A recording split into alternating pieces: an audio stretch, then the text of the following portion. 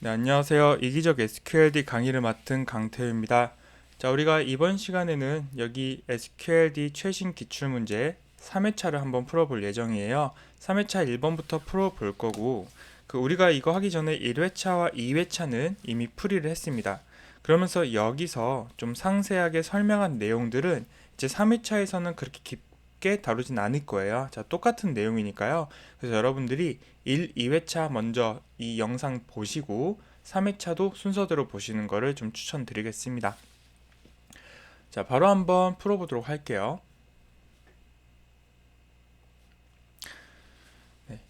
1번 문제 같은 경우는 이제 도메인이라는 거에 대한 설명이 좀 나와 있어요. 자, 이거에 대한 특징으로 알맞지 않은 것은 일단 도메인이라는 개념을 우리가 다시 한번 좀 복기를 해보면 도메인은 이 속성이라는 게 입력받을 수 있는 값의 범위다라고 이미 지정을 해놨습니다. 자, 예를 들어서 여기 보시면 테이블이 있고요. 우린 여기다가 각각의 속성들을 가지고 있어요. 그리고 이 속성 하나하나가 이 입력받을 수 있는 값의 범위가 지정이 되어 있습니다. 우리가 이거를 언제 지정을 했냐면 create 테이블 하면서 뭐 예를 들어서 cal1이라는 테이블은 뭐 숫자형으로 입력을 받겠다.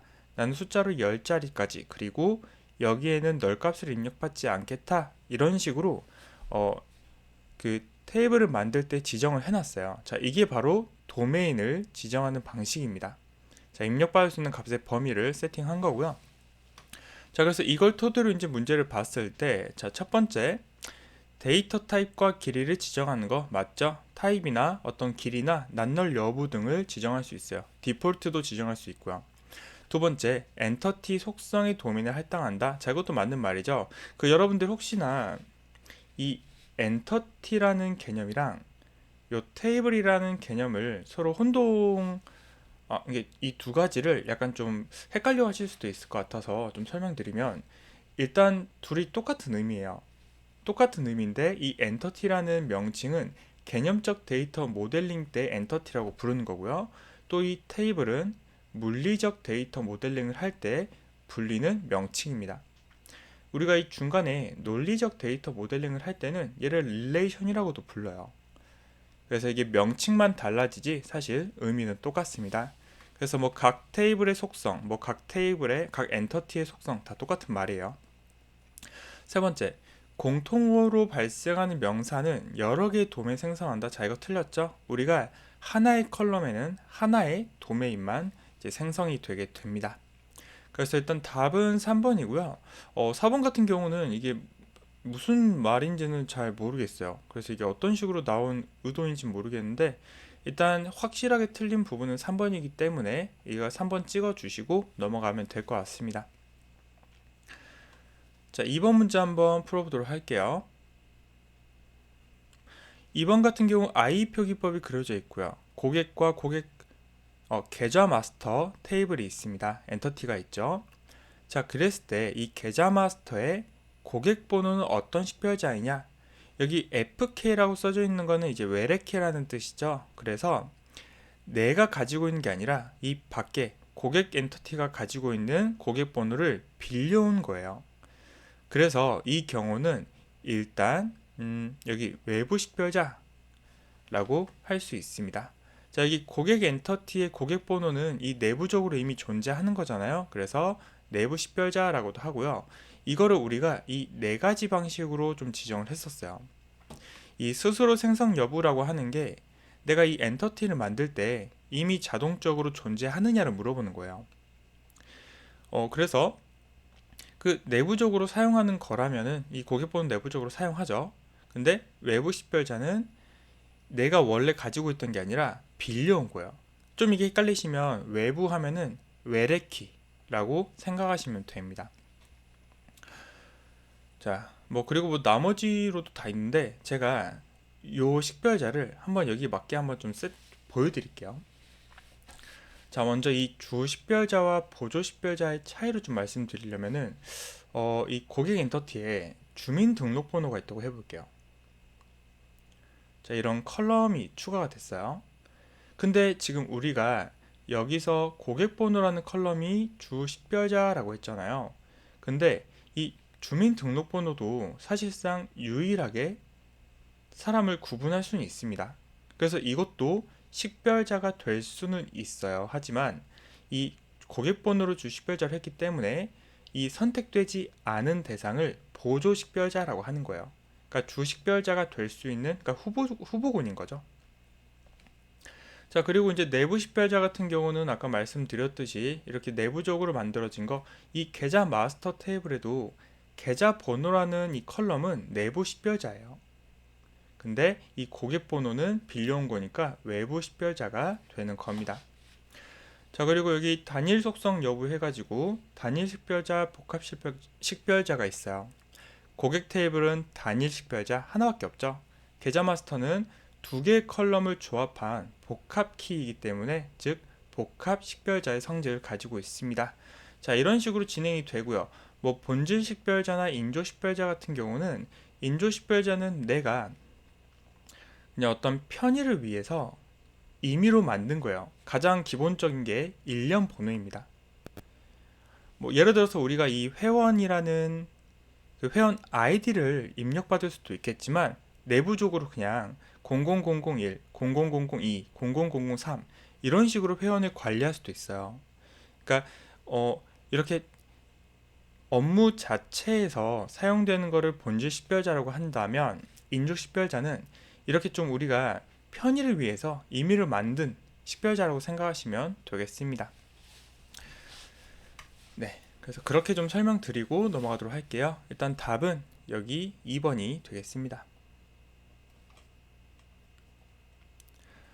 자, 그리고 3번 문제는 주 식별자에 대한 설명이 나와 있어요. 우리가 여기 위에 보신 것처럼 식별자가 다양하게 있습니다. 근데 그 중에서도 이 주 식별자에 대한 속성을 의미하고, 사실상 이 주 식별자라는 게 뭐와 동일해요? 프라이머리 키와 동일합니다. 자, 이걸 토대로 한번 설명 드려볼게요. 지금 여기서 하는 거는, 그럼 이 주 식별자를 어떤 거를 주 식별자로 해야 되느냐? 아까처럼 주민등록번호도 충분히 식별자가 될 수 있지 않느냐? 왜 굳이 고객번호를 식별자로 했느냐? 자, 이런 거를 좀 물어본 내용이고요. 뭐 첫 번째, 업무에서 자주 이용되는 거를 주 식별자로 한다. 자, 이거 일단 맞는 말입니다. 실제 현업에서도 이 어떤 고객에 대한 정보를 조회할 때 주민등록번호로 할 수도 있고 고객번호로 할 수도 있어요. 근데 고객번호가 훨씬 더 이제 자주 사용되기 때문에 이걸 사용합니다. 주민등록번호를 쓰기에는 조금 불편하기도 하고요. 그리고 좀 보안상의 문제가 있어서 고객번호 같은 거를 주로 쓰기도 합니다. 그래서 자주 이용되는 거를 주 식별자로 써야 되고요. 명칭이나 내역 등 이름으로 기술된 것들을 주 식별자로 하지 않는다. 자, 이건 맞는 말이겠죠? 왜냐하면 명칭 같은 것들은 얼마든지 내용이 중복될 수가 있어요. 뭐 예를 들어 이름 했는데 A씨, B씨, B씨, 근데 얘를 주 식별자로 해버리면 데이터가 중복되어 버리기 때문에 지정되지 않습니다. 세 번째, 계좌번호와 고객번호를 복합으로, 자, 복합키로 사용할 경우 너무 많은 속성이 포함되지 않도록 해야 된다. 이거는 우리가 그 식별자를 구성할 때 그 조건이 있었어요. 바로 뭐 왼쪽에도 써져 있지만 최소성과 유일성을 가지고 있습니다. 자, 유일성 같은 경우는 당연히 중복이 있으면 안 된다라는 말이고요. 그러면서 이 키를 생성하는 조합이 최소해야 돼요. 그러니까 만약에 뭐 여기 같은 경우도 계좌번호와 고객번호 두 개를 이용해서, 아까 우리 여기 이런 경우 있죠? 좀 앞으로 가져올게요. 이 두 개만 가지고도 충분히 대상을 식별할 수 있다면 이것만 써야 된다는 거예요. 뭐 여기다 추가적으로 예수금이라는 컬럼도 우리 프라이머리 키에 추가하자, 이런 거는 굳이 필요 없다는 겁니다. 그래서 너무 많은 속성이 포함되면 안 된다. 그리고 마지막 4번에 자주 변경되는 값을 주 식별자로 지정해야 된다. 이건 틀렸죠. 이거는 이제 여기 불변성에 나오는 내용이에요. 근데 이게 사실 조금 애매한 게, 이 불변성이라는 말 자체가 이제 변하지 않는다라는 거잖아요. 근데 여기서는 가급적 변하지 않는다라고 하고 있어요. 이게 무슨 말이냐?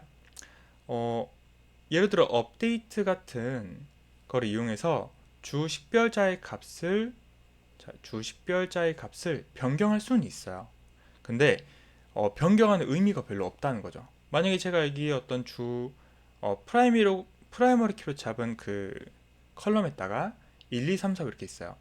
근데 제가 이 5를 3으로 업데이트 하려고 해요. 그러면 가능은 합니다. 그러니까 업데이트 시도는 가능한데 이미 3이라는 값이 있기 때문에 중복이 돼버리는 거죠.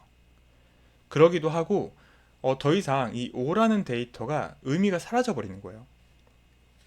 자, 그런 이유 때문에 가급적이면 변하지 않는다 라고 그냥 생각해 주시면 될 것 같습니다. 자, 자주 변경되는 값을 지정한다? 안 되죠. 자주 변경되지 않는 거를 써야 됩니다. 자, 답은 4번이고요. 이제 4번 문제 보도록 하겠습니다. 아래 시나리오에서 엔터티로 가장 적절한 것은? 우리가 이 엔터티 같은 경우는 여기 밑에 조금만 쓸게요. 엔터티라는 거의 특징이 뭐였냐? 2개 이상 인스턴스가 있어야 된다라고 했습니다. 자, 그래서 이 내용을 봤을 때 지금 약간 엔터티로 쓸 수 있을 만한 애가 한번 찾아볼게요. 명사를 찾아보면 A 쇼핑몰이라는 게 있고요. 그리고 상품이라는 게 있습니다. 그리고 회원에 가입해야 된다. 뭐 회원이라는 내용도 있겠죠. 자, 그리고 나서 이런 회원 아이디 이름 뭐 주문하고 뭐 주문할 때는 배송지 주소도 입력해야 된다. 왠지 주문이라는 엔터티도 있을 것 같습니다. 자, 이렇게 이 요구사항 안에 우리가 엔터티를 뽑을 수 있는데 먼저 첫 번째로 이름 같은 경우는 이제 엔터티로 되게 좀 어렵죠. 왜냐면 우리가 엔터티라는 거를 만들 때 그 특징 중에 하나가 포괄적이어야 돼요. 자, 일단 집합의 개념이 있어야 되고요.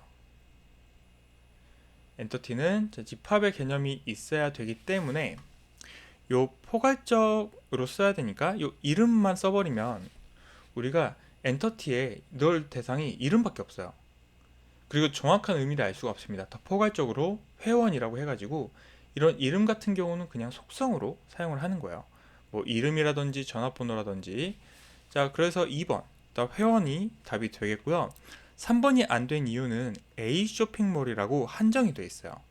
그러니까 만약 이게 그냥 쇼핑몰이었다면 그냥 쇼핑몰이라는 엔터티였고 그 안에 뭐 A사, B사 이렇게 있었다면 상관이 없는데 이 경우는 A 쇼핑몰 하나만 있기 때문에 인스턴스가 하나니까 엔터티가 될 수 없습니다. 자, 배송지 주소도 요 이름과 이제 비슷한 이유로 되지 않고요. 답은 2번이 되겠습니다. 자, 5번 문제 보도록 할게요. 주식별자의 특징으로 올바르지 않은 것은 여기 제가 정리 한번 해놨죠. 이 네 가지 키워드는 정말 중요하니까 여러분들 그냥 암기 이해해 주시면 좋을 것 같습니다. 자, 유일성, 유일하게 식별해라. 중복이 있으면 안 된다라는 말이죠. 자, 이 주식별자, 프라이머리 키에 대한 특징을 물어보는 겁니다. 최소성, 자, 속성의 수가 많으면 안 된다. 이것도 아까 말씀드렸고요. 불변성, 가급적 변하지 않아야 된다. 뭐 혹은 그냥 여기 값은 변하지 않아야 된다. 이렇게 해도 됩니다. 자, 존재성, 주 식별자로 지정이 되면 데이터 값이 존재하지 않을 수 있다. 존재하지 않을 수 있다는 말이 널 값이 들어갈 수 있다는 거예요. 근데 우리는 프라이머리 키는 널 값 들어가면 안 되죠. 즉 값이 꼭 입력이 돼야 되는 그 제약 조건을 가지는 겁니다. 그래서 답은 이제 4번이 되고요. 자, 6번 같은 경우는 반정교화라는 것을 언제 하느냐를 물어보는 내용이에요. 저번 강의 때 반정교화라는 내용 간단하게 설명드렸습니다. 그럼 여기서는 이 반정교화를 언제 하는지 좀 보도록 할게요. 일단 우리가 모델링을 할 때 논리적 데이터 모델링 때 정교화를 수행을 합니다. 자, 그래서 막 이렇게 다 쪼개놨어요. 그리고 나서 사용을 하다 보니까 뭐 예를 들어서 제가 하나를 직원 테이블이라고 할게요. 직원의 데이터가 한 10억 들어갈 것 같아요. 그러니까 직원이 10억 명인 회사인 거죠. 자, 그러다 보니까 이거를 하나의 테이블에 넣으면 너무 힘들 것 같다 라고 하면서 어떤 성능을 고려하면서 물리적 모델링 때 반정교화를 고려하게 됩니다. 그러니까 이 경우에는 뭐 그러면 직원 1억 명씩 뭐 테이블 10개 하자, 혹은 뭐 파티셔닝 하자, 이렇게 좀 서로 이야기를 할 수가 있는 거예요. 그래서 반정교화할 대상을 찾을 때는 첫 번째, 요 뭐 예를 들어 직원 테이블 같은 반정교화가 필요한 대상을 찾습니다. 근데 두 번째로 우리가 바로 반정교화를 하는 게 아니라 다른 방법을 찾아봐요. 뭐 파티셔닝이라든지 아니면은 뭐 인덱스라는 개념을 넣은다든지. 그러니까 이런 느낌이죠. 꼭 해야 되나? 이런 느낌. 자, 왜냐면 우리가 이 반정교화를 하게 되면 뭐 성능이 좋아질 수는 있겠지만 데이터가 불안전해져요. 그러니까 우리가 이거를 이제 이상현상이라고 이미 이야기했습니다. 그렇기 때문에 그 성능보다는 데이터가 안전한 게 더 중요해요. 그래서 가급적 반정교화를 안 하려고 합니다. 자, 그래서 이런 다른 방법이 있는지 보고 그래도 없으면 반정교화를 합니다. 그래서 여기 왼쪽에 정규 반정교화 했을 때 뷰나 뭐 클러스터링, 뭐 파티셔닝 이런 기법을 적용하는 단계는 2번 다른 방법 결정이라는 좀 차선책을 찾아보는 거죠. 그래서 이거 답은 이제 2번이 되겠습니다. 자, 계속해서 7번 문제 한번 보도록 할게요. 이제 ERD를 읽을 줄 아는지 물어보는 내용이고요. 여기 딱 봤을 때 이거는 여러분들이 딱 보자마자 I 표기법이다 라는 걸 아셔야 됩니다. 딱 봤을 때 그냥 요거 선택적 관계를 이용으로 표현했다. 그리고 여기에 이 주 식별자와 일반 속성을 이렇게 선으로 구분했다. 이걸 보면은 I 표기법임을 알 수가 있어요. 자, 1번부터 봐볼게요. 고객 번호가 없으면 주문을 할 수가 없고 한 명의 고객은 여러 개의 주문을 할 수도 있고 안 할 수도 있다. 먼저 이 2줄부터 봐볼게요. 고객 번호가 없으면 주문할 수 없다. 이건 무슨 말이냐? 여기 지금 주문 좀 그릴까요? 여기 주문 엔터티에 고객 번호가 외래키로 빌려와졌어요. 자, 근데 이 빌려온 외래키가 여기서 주 식별자의 그 조합으로 쓰이고 있죠. 즉 얘는 강한 식별자 관계입니다. 그러니까 고객 번호는 외래키이면서 PK의 구분이기 때문에 얘도 값이 필수로 있어야 되고요. 그리고 널 값이 있으면 안 돼요. 자, 그거를 말하는 겁니다. 여기서 고객 번호가 없으면 이 주문 데이터가 들어갈 수 없다는 거예요. 그리고 하나의 고객은 여러 주문할 수도 있고 안 할 수도 있다. 그거는 이 부분 보시면 되겠죠. 자, 읽어보면 여기서 이렇게 흘러갑니다. 하나의 고객이 여러 주문할 수도 있고 또 여러 개라는 말이 사실상 하나라는 말도 있어요. 그래서 그러니까 우리가 하나 사고 뭐 여러 개 살 수도 있고 하나만 살 수도 있고 혹은 안 살 수도 있다. 만약에 우리가 이렇게 표현이 돼 있잖아요. 그럼 얘는 어떤 의미냐면 어떤 고객은 아무것도 안 사거나 무조건 2개 이상 사야 된다. 이런 식으로 표현이 돼요.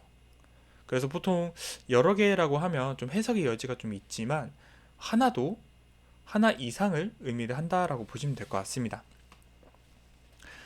자, 2번 한번 봐볼게요. 배송지는 여러 개의 주문을 배송할 수 있으며 배송지가 없을 수도 있다. 자, 이거 같은 경우는 잠깐 지우고 보겠습니다.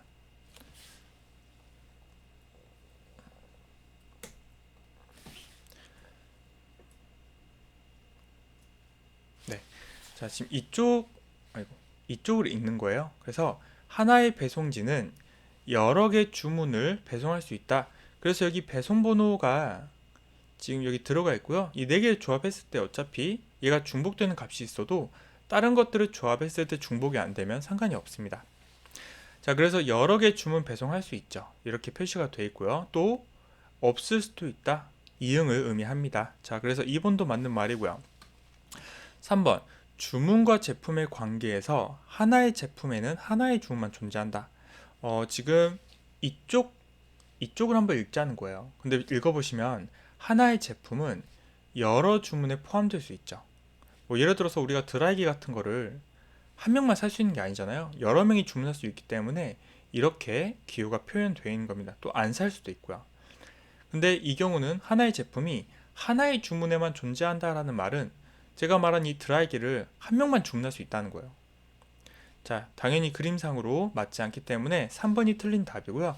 마지막 4번. 자, 주문 일자는 고객이 주문을 한 일자로 배송이 완료된 후에 갱신되지 않는다. 자, 일단 이거는 어디죠? 이 부분이죠. 자, 만약에 우리가 주문을 완료가 주문 배송이 돼도 이거를 업데이트 해야 되냐? 일단 이거를 ERD에서 알 수는 없습니다. 그러니까 이 모델링 설계도에서는 이 여부를 알 수가 없어요. 뭐 그렇기도 하고 좀 논리적으로 봤을 때도 우리가 굳이 제가 3월 2일에 주문을 했어요. 3월 5일에 배송이 왔어요. 근데 주문한 일자를 3월 5일로 바꿀 필요가 없겠죠. 그럼 뭔가 이제 정보가 안 맞습니다. 자, 그래서 답은 3번이 되겠고요. 자, 다음 8번 문제 한번 보도록 하겠습니다. 다음 중 아래 테이블에 대한 관계를 설명한 것으로 가장 적절한 것은 현재 주문과 상품이 n 대 n 관계로 들어가 있습니다. I 표기법이고요. 현재 이것만 봤을 때는 뭐 0이라는 선택적 관계도 없기 때문에 일단 한번 읽어볼게요. 자, 주문은 여러 상품을 가질 수 있다. 자, 주문은 여러 상품을 가질 수 있다. 맞고요. 상품은 하나의 주문에만 속할 수 있다. 이게 틀렸죠. 이 1번의 말이 맞으려면 이쪽이 이렇게 돼야 돼요. 그러면 하나의 주문은 여러 상품을 포함할 수 있고 그 상품은 하나의 주문에 속해야 된다 라는 식으로 할 수가 있다는 겁니다. 그래서 1번은 틀린 말이고요. 자, 2번 한번 보겠습니다. 상품은 여러 개의 주문에 속할 수 있다. 상품은 여러 주문에 속할 수 있고 주문은 하나의 상품만 갈 수 있다. 자, 이것도 맞으려면 이렇게 돼야겠죠. 자, 3번. 주문 한 개는 여러 상품을 가질 수 있으며 상품 한 개는 여러 주문에 속할 수 있다. 자, 이게 맞죠? 그래서 이렇게 양쪽에 이 다대다 관계가 지금 설정이 되어 있는 겁니다. 그래서 일단 답은 3번이고요. 주문은 상품을 하나도 안 가질 수 있다. 자, 이렇게 하려면 이쪽에 0이 붙어야겠죠? 그래서 이렇게 읽어보면 하나의 주문은 뭐 여러 상품이 있을 수도 있고 안 가질 수도 있다 라고 표현이 돼야 되는 겁니다. 여기서는 0이라는 표시가 없기 때문에 3번이 적절한 답이 되겠습니다. 자, 일단 9번 같은 경우 이제 이상현상 저번 2회차 강의 때 설명드렸어요. 자, 한번 봐볼게요. 자, 삽입이상. 상품을 주문하지 않은 고객의 정보를 삽입할 수 없다. 그쵸. 지금 여기 보시면은 이 고객과 상품 번호가 두 개를 조합해서 식별자로 쓰고 있어요. 그러면 이 고객과 상품 번호는 데이터를 입력할 때 무조건 들어가야 되는 내용이에요. 근데 만약에 제가 고객 정보를 넣고 싶어요. 뭐 0004라는 고객을 넣고 싶은데 근데 상품 정보가 없잖아요. 그러면 못 넣는 거예요. 얘는 널 값을 채울 수 없으니까요. 자, 그래서 내가 삽입을 데이터를 넣으려고 할 때 원치 않은 데이터도 뭐 넣어야 된다거나 아니면 이렇게 못 넣는 형상을 삽입 이상이다 라고 했습니다. 이걸 해결할 수 있는 방법이 정교하다 라고 했어요. 2번 갱신 이상은 자, 스마트폰 정보를 업데이트 할 때 유비의 스마트폰만 업데이트하면 된다. 자, 그러면 이제 문제가 생기겠죠. 이 유비라는 친구의 스마트폰 업데이트 하면 그럼 관우가 가지고 있는 이 스마트폰은 이제 가격이 달라지는 거예요. 똑같은 상품 번호의 이름의 가격인데 뭐 여기는 2,000원이고 여기는 1,000원이면 데이터가 서로 달라지는 겁니다. 일단 답은 2번이 잘못된 거고요. 3번에 갱신 이상으로 노트북의 가격을 업데이트할 경우, 자, 이거죠. 노트북 가격만 업데이트하면 된다. 자, 이것도 사실 위에 있는 데이터만 봤을 때는 뭐 완전 잘못되진 않았어요. 근데 개인적으로 만약에 이걸 확장성을 고려했을 때 만약에 나중에 노트북이 또 들어오면 뭐 장비라는 애가 노트북을 샀어요. 그러면 이제 그때는 문제가 되겠죠. 그래서 그런 것까지 좀 고려해서 써줬으면 좋았을 것 같은데 조금 아쉽습니다. 자, 일단 3번 아예 틀린 답은 아니에요. 일단 이 기준에서는 하나만 있으니까요. 자, 삭제 이상 같은 경우는 장비에 고객 정보가 삭제되면 이 상품 정보도 삭제되겠죠. 자, 이거를 원치 않은 데이터도 삭제한다 해서 삭제 이상이라고 했습니다. 자, 10번 속성에 대한 특징입니다. 한 개의 엔터티는 한 개의 속성만 가질 수 있다. 틀렸죠? 여러 개의 속성 가질 수 있습니다. 그리고 여러 개를 써야 의미가 있고요. 자, 2번. 엔터티를 설명하고, 맞죠? 뭐 예를 들어서 우리가 뭐 직원이라는 엔터티 안에 이름, 나이 막 이렇게 들어있으면 이 엔터티를 설명해 주는 거예요. 그래서 이 직원은 뭐 이름이 뭐고 나이가 뭐고, 그리고 우리가 인스턴스를 읽을 때도 뭐 누구의 이름은 A씨입니다. 이 사람의 나이는 23입니다. 이렇게 설명을 할 수가 있는 거예요. 자, 하나의 속성은 여러 개의 속성명을 가질 수 있다. 자, 이거 이제 틀렸죠? 일단 답은 2번이고요.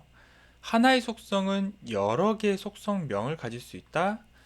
그러니까 이제 속성 값을 의미하는 거예요. 우리가 만약에 나이라는 속성에 데이터 넣을 때 제가 20, 30 이렇게 넣으면 안 된다는 거예요. 얘를 하나의 속성에는 하나의 속성 값만 들어가야 된다는 의미입니다. 자, 그리고 여기 서술식 속성명을 사용할 수 있다. 자, 이거는 그러니까 이런 말이에요. 우리가 이 속성명을 쓸 때 이제 명사를 써야 돼요. 만약에 제가 컬럼 이름으로 이렇게 한번 써볼게요. 오늘 배송된 상품. 자, 이런 식으로 서술식으로 쓰면 안 된다는 거고요. 명사형으로 뭐 금일 배송 상품 이런 식으로 쓴다는 겁니다. 왜냐면 이렇게 서술식으로 써버리면 좀 의미도 모호해질 수도 있고요. 좀 읽는데 오히려 좀 복잡해져요. 나중에 이거를 영어로 바꾸기 좀 어렵고요. 자, 그래서 이제 이거의 답은 2번이 되겠습니다. 자, 다음 시간에는 11번부터 한번 풀어보도록 하겠습니다. 수고 많으셨어요.